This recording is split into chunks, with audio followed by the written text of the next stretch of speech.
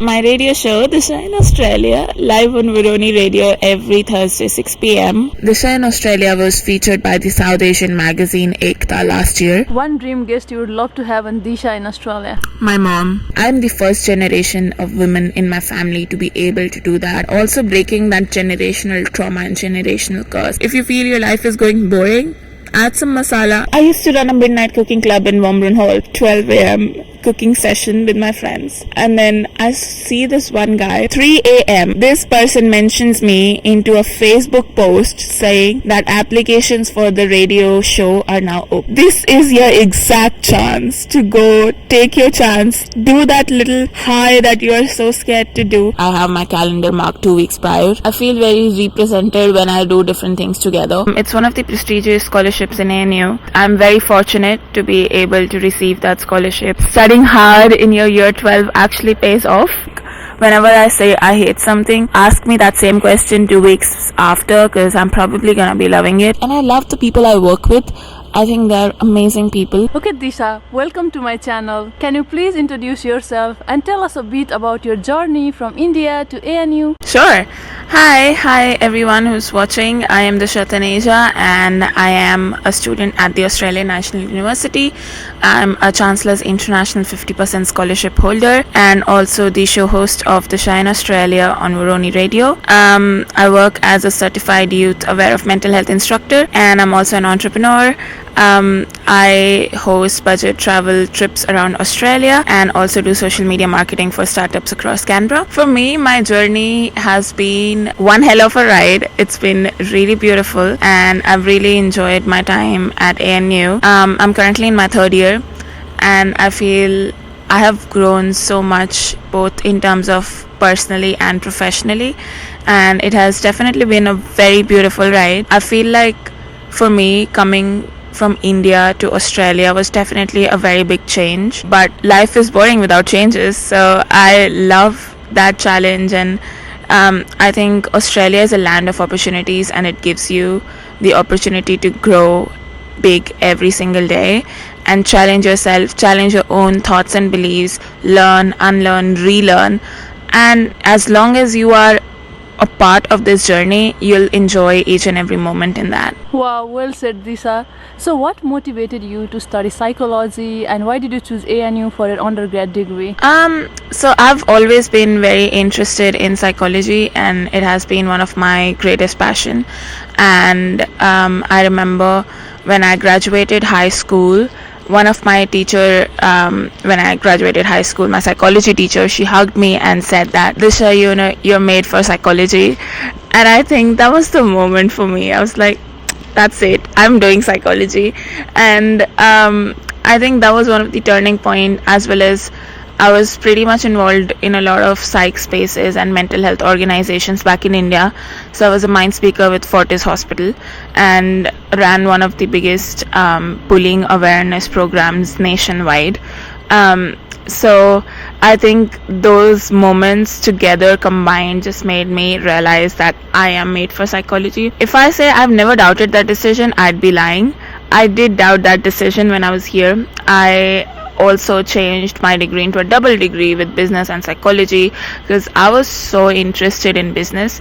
One semester in business, I get back to psychology because I was like, this is not me. Psychology is who I am more. And in order to do business, you don't need to study business. You can apply the psychological principles and you can do business. But I feel like every time I have tried drifting a little bit away from psychology, I've come back so much stronger. So I guess it's a part of journey where you learn and see that you try different things, but at the same time you fall in love with what you initially fell in love with. Wow, that's inspiring. So how does it feel to be Chancellor's International Scholar? It feels amazing. It's one of the prestigious scholarships in ANU. And I'm very fortunate to be able to receive that scholarship and to be able to study with that in Australia, and it's a great help in terms of my tuition and also a very big reward because it's majorly based on your academics. So studying hard in your year 12 actually pays off, and doing all the co-curricular activities. I think that was just a testament of the work that you put into different things that you do, and you get rewarded for that. And who doesn't like rewards? I love them, so I'm loving the scholarship. So how competitive is this scholarship? It is very competitive. I think only 176 students, undergrad, postgrad, and PhD combined, worldwide, get selected for the scholarship, and it's a highly competitive scholarship. But at the same time, I think it is based on your efforts and also the positions available in each college that makes you accessible to the scholarship. But I'm very grateful to ANU, and thank you so much for the scholarship. This actually made my education happen so seamlessly, because the tuition fee is very expensive, and getting a 50% off waiver actually really helps. Wow, so it's just 50% waiver and the rest you have to pay? Yeah, so they pay 50% and then you pay the rest of the fee. But it's also a relief, right? Because the tuition fee is really so high. Yes. Now let's talk about academics and the campus life, okay? So what has been your favorite course or topic in psychology so far? I have loved a variety of different courses. I think most of the courses I've hated when starting is like, oh, why are we studying this? We don't need to study them.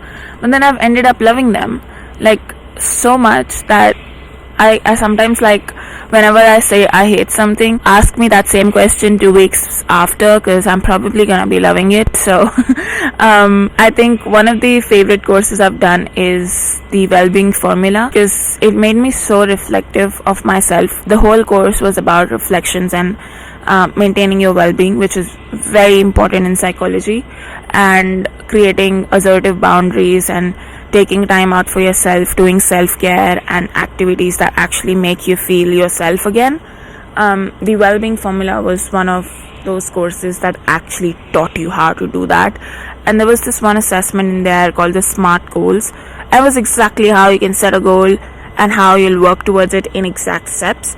Sometimes you might get lost in between, but once you know the exact way to follow, I think it's really good. And I follow that course so much. I learned it in my second semester. It's my 5th semester, and I don't think I'm gonna leave that course ever. It's such a nice course. I also really enjoyed my neurosciences and cognition courses. I think it gives you a real image of how things are happening in the brain. So, like, your words actually get put into images of the brain, and I think that's very, very interesting. And I'm also loving the course that I'm doing right now, which is a research project that I'm doing, finding psychological tendencies behind missing persons in Australia. And I did not expect this course to be coming live this year, because I worked out so much last year and I was still not having any hope. But it did come to life, and I'm doing that course. It's under pure psychological undergraduate research experience, so mini honors. And I'm loving my mini honors, and that's why I'm inclined to do honors next year. Wow, all the best with your honors too. Thank you. So how has your academic background in psychology influenced your approach to mental health education? So my academic background in psychology has been a very big formative factor in terms of my work in psychology and mental health, and also different volunteer roles and jobs I've done. Because each course teaches you something that is very applicable to your work scenarios. So, like, developmental psychology teaches you how development happens across the lifespan. So, like, how a development in an infant is different from a development in a old age person. A lot of people do not understand that empathetic element of the course and how we apply the real life concepts into work, into real humans. And these courses exactly show you those differences. They make you that empathetic. I think these assessments, I used to hate my assessments when I started uni, but I feel like now I understand why we have them, because you can actually apply the knowledge that you're learning into something that's more of a real based scenario, and then you apply that real based scenario into your work. So I guess it's very important. and also understanding, like, I used to feel, why am I studying neuroscience and cognition? It's not related to my work that much, but it is, because being an independent psychological support worker now, when I work with clients, I see that, oh, this is where their brain chemistry is happening. This is the area where this issue is arising. So we have to target this part of their brain. The hypothalamus activity is low, or the hippocampal activity is low, the amygdala is high. You have to identify those areas before you start working with them. So that's why you get a psychosocial history before you start actually delivering stuff. So have you found overlaps between what you study and what you teach as a YAM instructor? Yep. So I work as a certified youth aware of mental health instructor with mental illness education, ACT. And one of the key things that we do is suicide prevention and talking about depression. So I go to schools across Canberra and we talk about suicide prevention and depression.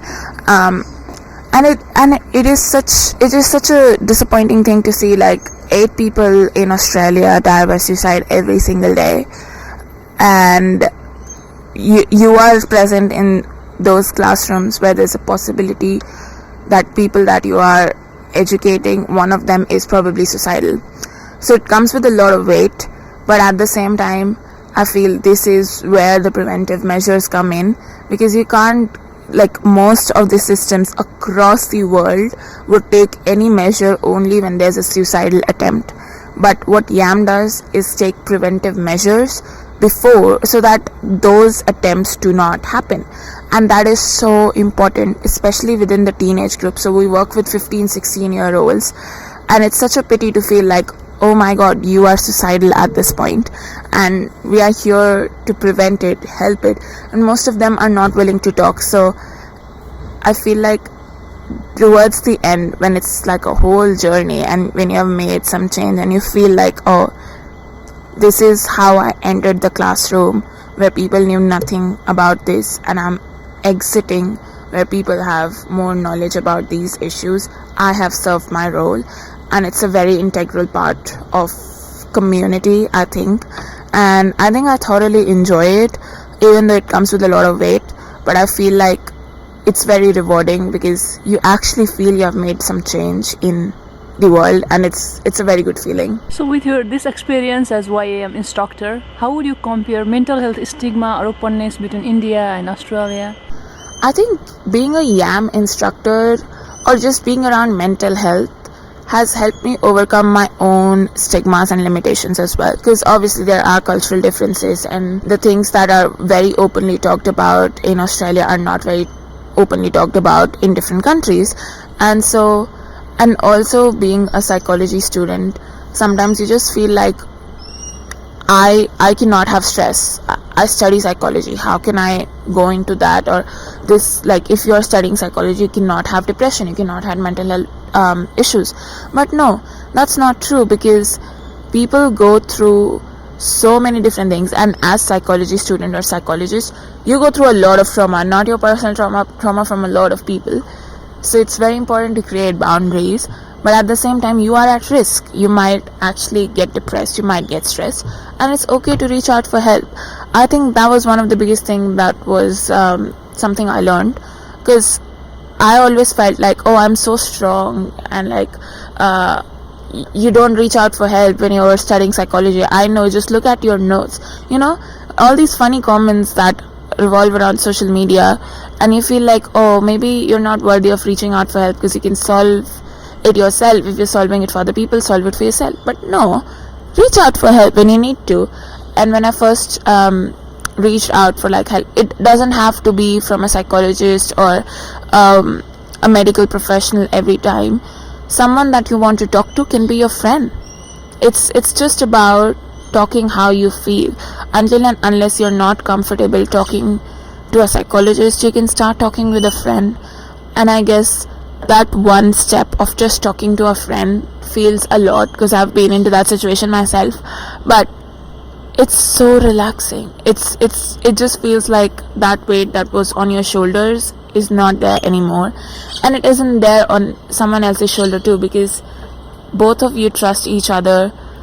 for you to debrief that situation as many times as possible, and doesn't become like your own pain. It becomes a shared pain where a person does not have to feel that, but they can actually listen and understand what you're saying and just validate you, and that is exactly what you need. So I think being a YAM instructor, working in mental health, or just studying psychology has helped me overcome my own stigmas as well, and I'm very grateful for that. Wow. Disha, you also worked as a student ambassador, right? So how has that role shaped your experience here at ANU? I love being a student ambassador at ANU. I think it's one of the best jobs I do. As a student ambassador, you are one of the faces for ANU, and I was featured last year as the Faces of ANU 2024. And it's a very rewarding experience because you're always around on campus and doing a lot of things, and getting a bit of recognition for that is just a bit of positive reinforcer or positive enforcement that actually makes you do things more.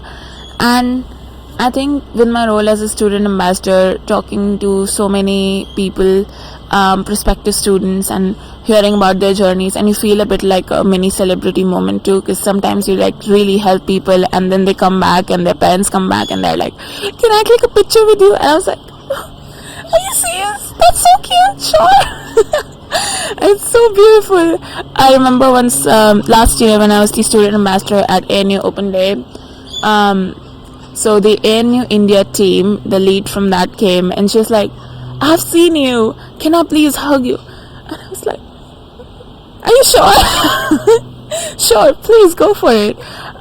It's just such a beautiful experience, and I think it's very rewarding. And with that experience, I also got to be the student panelist for ANU Open Day twice in a row.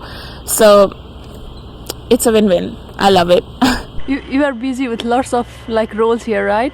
So what's a typical day like for you, balancing studies, mental health instructor, ambassador duties, and other extracurriculars? It's a very hectic day, but it's fun because I really enjoy doing different roles, and I think that's so much me. I feel very represented when I do different things together. So a typical day for me is having study uni first, because I'm a third year student, so a lot of study pressure. So uni's main priority at this point. Work is another very important priority because I am committed to a lot of roles, so I need to do that.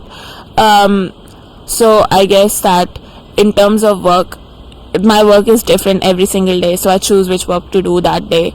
So it could be my YAM instructor role, it could be my independent psychological support work, it could be my entrepreneurial work, it could be me planning on some different ideas, or it could be me working with some ambitious minds, or it could be me as a student ambassador, or me running my radio show, The Shine Australia. So I decide what I'm doing today. Well, I don't decide on the day. I have my calendar marked 2 weeks prior, so that I know what I'm doing for the next 2 weeks. And then I go to my work, and then I spend most of my time at work. And I love the people I work with. I think they're amazing people, and I guess that's one of the reasons I have a rewarding study-work balance, because I really like the people I work with, and then I also really appreciate my social connections. And even though I feel like I know a lot of people, but I have really close group of friends that I usually hang out with, and I guess they're very important for my social interaction, because sometimes it's either too much, I've met so many people that I'm done with socializing for a week, or I have not met anyone and I need to see people and I need to talk for like 3 hours so that I can feel myself again. So I have a good social connection that I call, and these people just crash into my apartment when I call them. I love them for that. Thank you so much. Love you. And also I'm very close to my family, so I think I just like video call them anytime and they pick up. If I video call them like 8 a.m., which is 3 a.m. in India, my mom will pick up my call at 3 a.m. too. And that's so cute, because you actually understand like how much you are loved, and you sometimes just do not see that, and you feel like, oh, no one loves me, no one takes care of me, no one sees me. But when you are actually reflective of your surroundings, you feel so much loved, seen, and taken care of, and all the love that you have taken for granted for so many years is actually something that has always been with you. And most important is self-love. So I try to practice self-love as much as I can. Yeah, so just like grabbing coffee, or just like going out with my best friend for a drink, or like, anything like that, just something that makes me happy is very integral for my self-care, and I really need to do that. So I guess that's one of the major things that I try to prioritize in my day. And then also having 8 hours of sleep, very important. Even if I sleep at 2 a.m., I will still wake up at 10, because 8 hours is important. Wow, you sleep 8 hours. It's important because like otherwise I feel like you don't get enough sleep and you don't have enough energy to work the next day. But at the same time, if my work is at 9, then I have to compromise some of my sleep and be like, oh shit, 6 hours today. That's okay, I'll sleep 2 hours when I get back home. But you manage to make 8 hours every day, right? Not every day. Some days when I miss it, I sleep 10 hours the next day, so. Okay. No sleep deprivation in my case. Okay. Now, let's talk about your radio show, Disha in Australia. Did I pronounce your name correct? I don't know. Okay. Tell us about your radio show. How did it start and what kind of stories or themes do you explore there? My radio show, Disha in Australia, live on Veroni Radio every Thursday 6 p.m. for this semester. It started back in 2023. So my second semester of 2023, 8th of August 2023 was when the first episode was aired, and it has been a phenomenal journey, and I'm so grateful because I think that has become so much close to my heart. And also the fact that people recognize me from my show, it's just beyond amazing. Last week I was in this building and I'm not from forestry, I'm a psychology student, and I was just there for one of the classes, and there were 30 people. I didn't know any of these people in that room, and there was this one girl who comes to me and tells me, you are that girl who runs the radio show, right? And I was like, you really know that?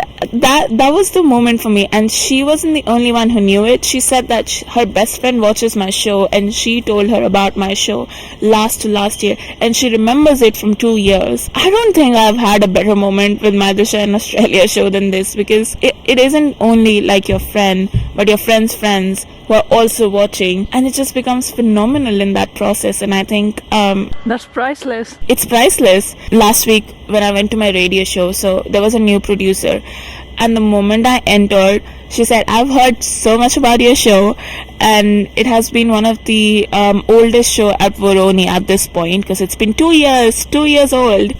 And she knew the name of my show before we started. She knew my name before I started, and my Instagram, she stalked it completely before we started. So I feel like that was it. I just feel these are the little things that make you believe that, the thing that you're doing with your show are just priceless. They're beautiful. And I have my own merch for my show. So I have my own shirt which says Disha in Australia. I have my own bag which says Disha in Australia. I feel so good, and I think it's my little thing. Like, to be honest, it doesn't matter to me if people are gonna remember this, because I will, and I'm gonna tell my kids about it. So That's important. I'm gonna tell my kids I used to have a radio show back in uni. I think that's gonna be a priceless moment. So I'm very keen. How it started is a very funny story. So back when I used to live in Wombren Hall, it was 12 a.m. And I went into the kitchen to cook at 12 a.m. Who cooks at 12 a.m.? Disha cooks. Okay. Yeah, midnight cooking club. I used to run a midnight cooking club in Wombren Hall, so obviously I have to be the leader and be there at 12. So I was there at the 12 a.m. cooking session with my friends, and then I see this one guy who was standing a bit, like maybe just one bench afar, okay? And then I see him and I feel like I know him. Like, I knew his name and I knew a little bit about him, and I knew he used to work with Veroni. So I just go to him and it's like, hi, and he's like, yeah, 12 a.m. but whatever. And I was like asking him like, oh, I really think that what you're doing as a producer with Brony is really cool, and I've always wanted to have my radio show, and if the application's open, please let me know. 3 a.m. this person mentions me into a Facebook post saying that applications for the radio show are now open. That's crazy. I was asleep by that time. I wake up the next day at 9 a.m. and I see this person has mentioned me in a comment on Facebook. And I was like, so fast. We met at 12 last night. It was today, actually, like 8 hours ago. That same night, I applied for the applications. The moment I woke up and I saw, like, oh my god, thank you so much. That was so quick. I apply. I get in like 2 days. And that's it. I had my radio show up and running. This is your exact chance to go take your chance, do that little high that you are so scared to do, and ask people what you want. Because you never know what you can get when you ask people what you want. And go. Take your chance. I can't stress on this enough because I can't believe it happened in one night. 12 a.m. 12 a.m. to 9 a.m. That's it. The whole journey of it happened in these 9 hours.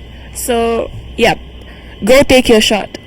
Okay, so what has been the most memorable episode or interviews you have hosted in your radio show so far? So my radio show talks about a variety of different things because it's Disha in Australia. And looking at the things I do, I have like so much to speak about, and I love yapping. Yeah, I can see it now too. Every semester I have different things. So my first semester was about myself and different experiences. Because it's Disha in Australia, so I talk about myself as well. So I talked about my experiences, my journey, and then I also took people from all around India and they talked about their journeys as well. The next semester was phenomenal, and the second and the third season were also amazing. So the second and third season talked all about entrepreneurship. And that's why you can see me calling myself an entrepreneur right now, because my whole influence was entrepreneurs in my last year.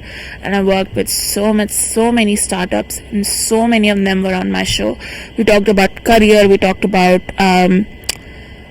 accelerating in your growth, we talked about different scenarios and different jobs. I had over 10 CEOs on my show. Wow. So it was phenomenal, and it was amazing, and we only talked about entrepreneurship and different uni experiences and different journeys. And this season has been so much about friendships, because I felt that was an important topic for me to put out, because towards the end of your third year you start losing friends, the friends that you made in your first year, because you have grown and you have chosen different paths. And it's important for people to talk about that friendship breakups are okay and they hurt a lot. And so talked about a lot about loneliness and friendship breakups and friendships in general. And I guess it was sort of really important for me, and as well as for other students around ANU, to have a conversation about it so openly. So we had a couple of companies come in, talk about their friendship making apps and different resources we can provide, and also a lot of my friends who came up and speak about it, and a lot of different. So I acknowledged my school friends. So I have a couple of friends in Australia who are my school friends. So we went to school together. And I think those friendships are so memorable, so beautiful. And these are one of my most memorable episodes, I think, where we have spoken so much about the random friendships. So me and my best friend became friends when she just came, sat right in front of me and said, "Hi, are you Disha?" That's how we became friends. So I guess that it's just the beauty of like talking different topics. And I don't think I have a memorable episode, but everything was memorable on my show. How do you think Disha in Australia contributes to the South Asian student community in Australia? Disha in Australia was featured by the South Asian magazine Ekta last year. Wow. So I feel it has contributed into the South Asian community, because it's also about me and my journey as well, because I feel like knowing solo traveling, entrepreneurship, different roles, by just being a woman from a brown background is a very big thing.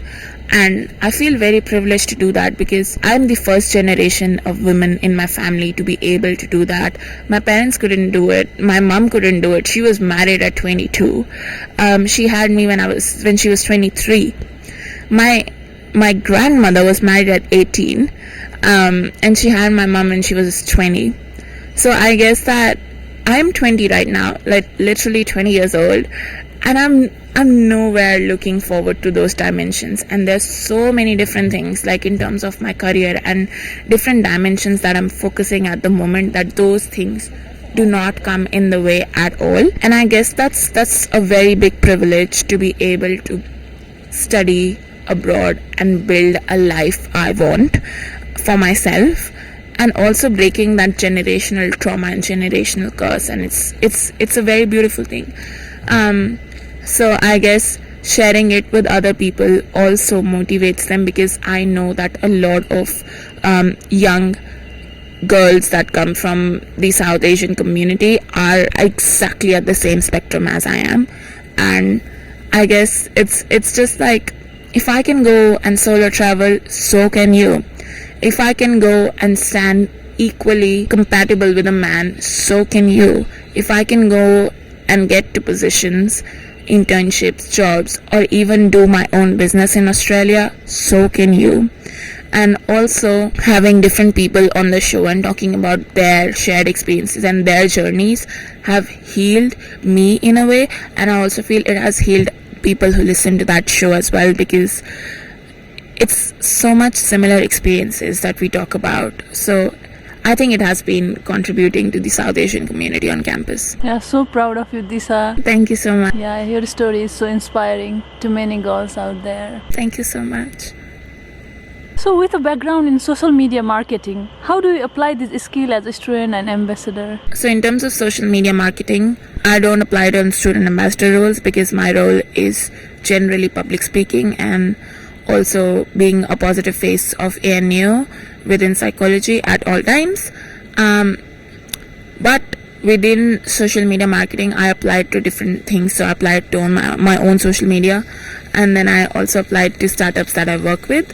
But it is generally not applied to my student ambassador role. But I'm keen, that being said, because the Faces of ANA 2024 feature was about social media, and it was marketed across social media.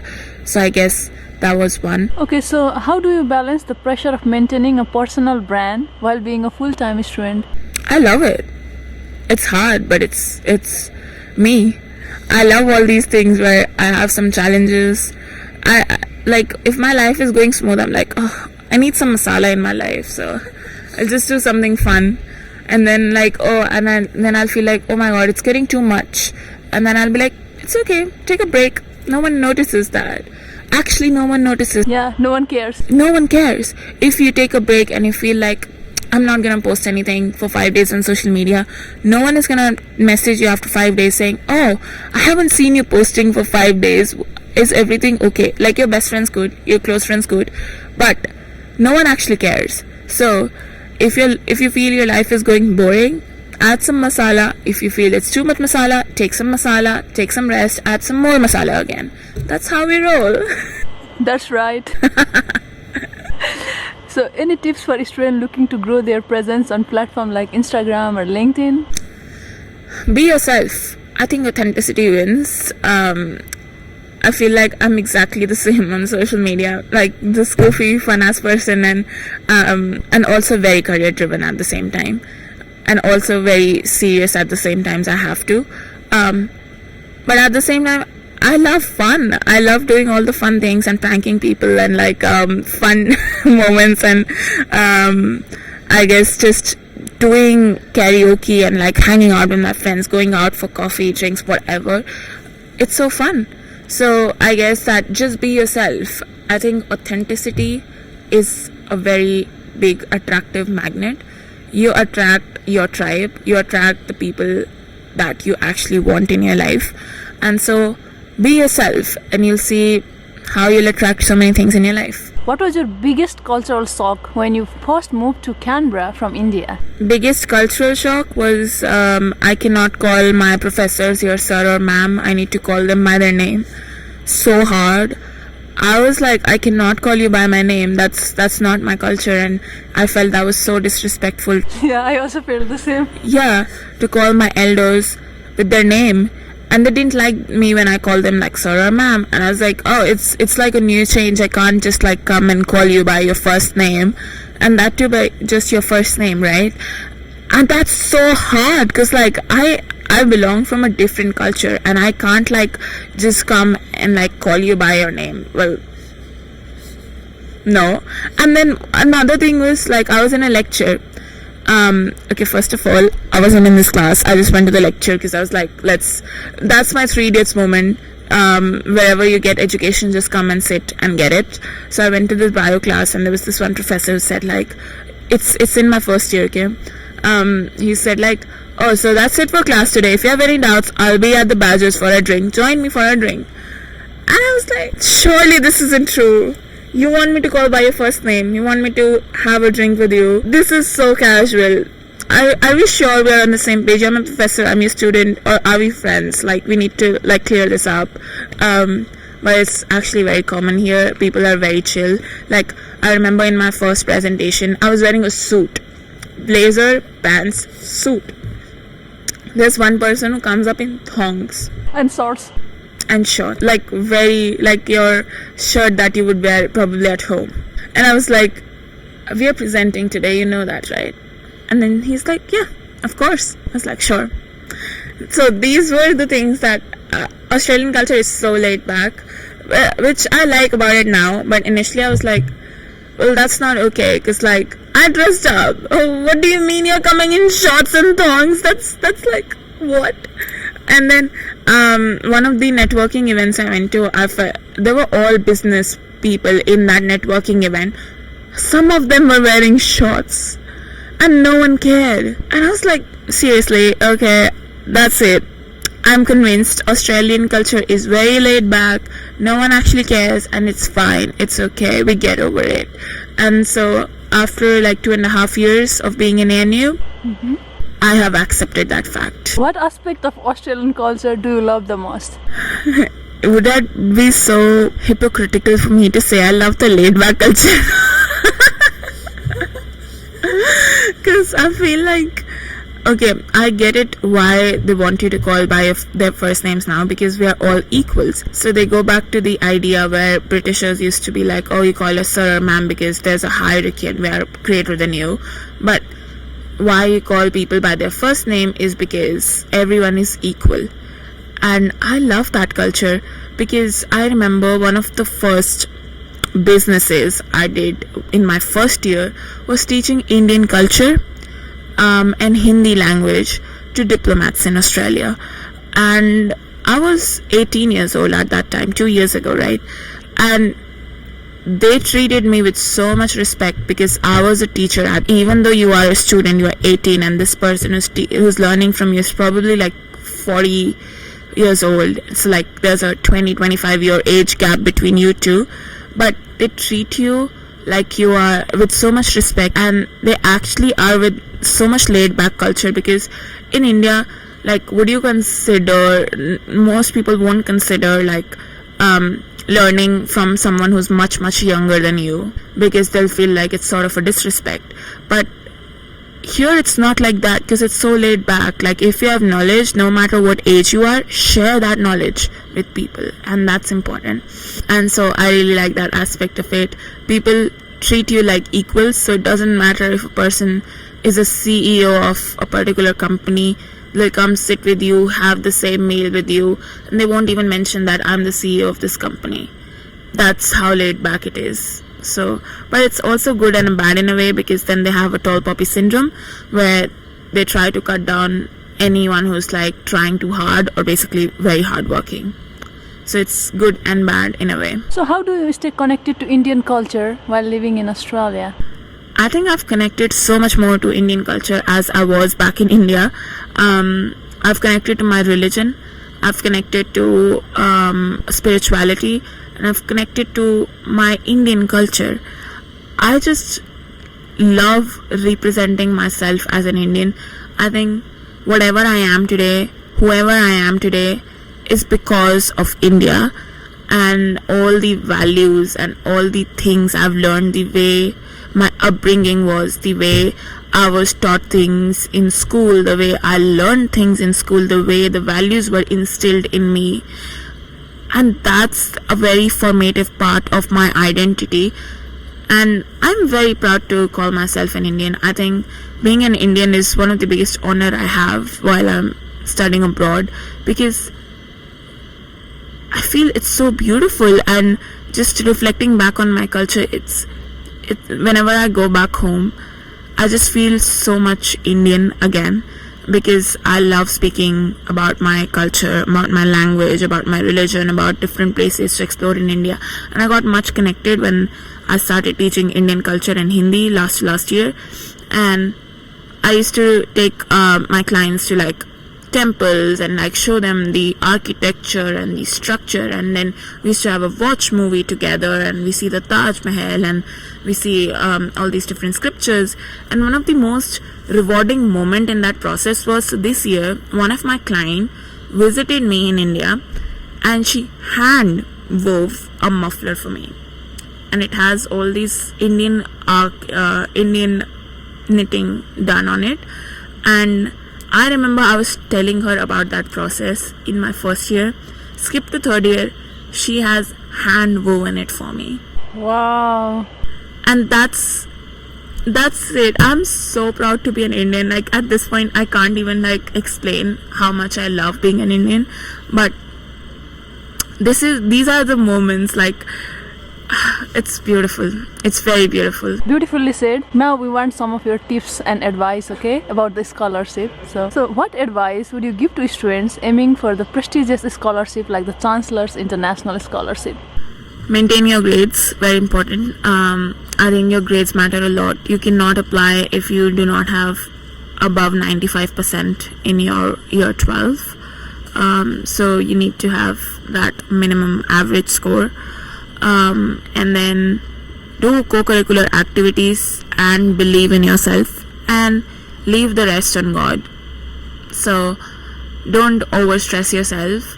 If something is meant to be yours, it will eventually find you.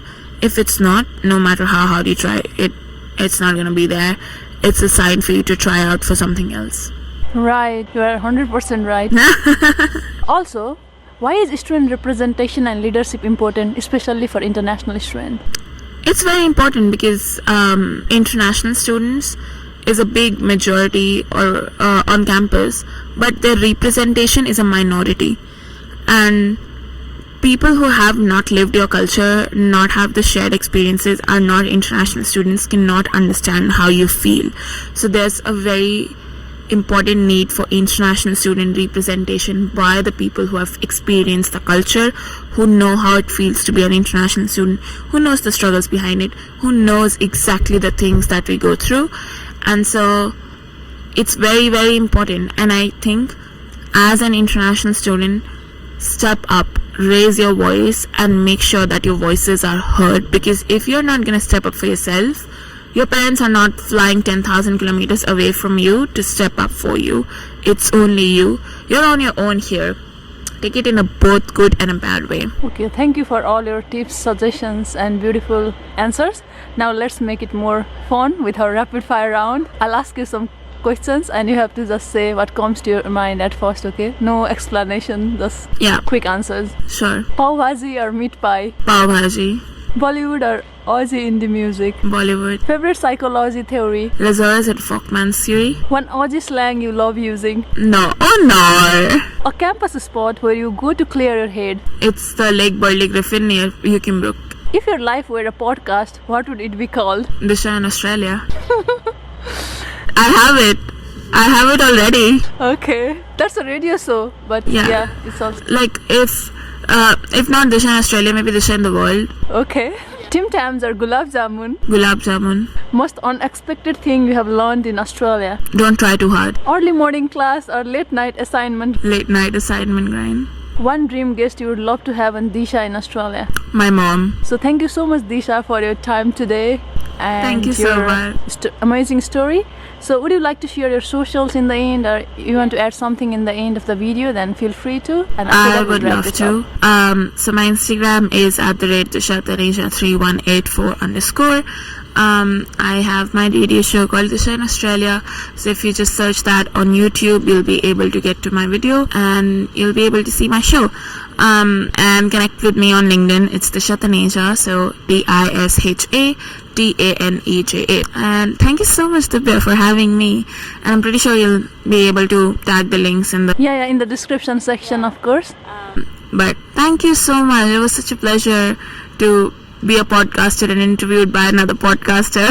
I'm not a podcaster, by the way, but yeah, I love meeting people like you who are source of motivation to many people who come from our part of the world and like are doing amazing things around. Thank you so much. Thank you so much. It was an absolute pleasure, and I really appreciate that. Thank you so much. Thank you.